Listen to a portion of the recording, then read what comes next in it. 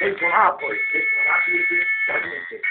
Poprvýkrát pokojníku omráčite, druhýkrát oživíte. Či funguje.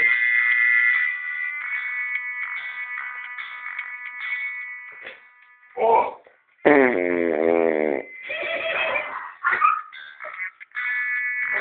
Funguje.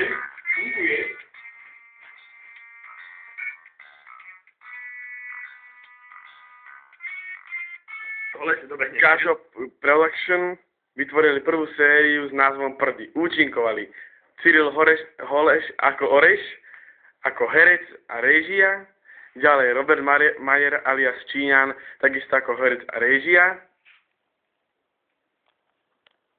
Ahoj. A kamera a zvukové efekty a takisto réžia Roman Homolka.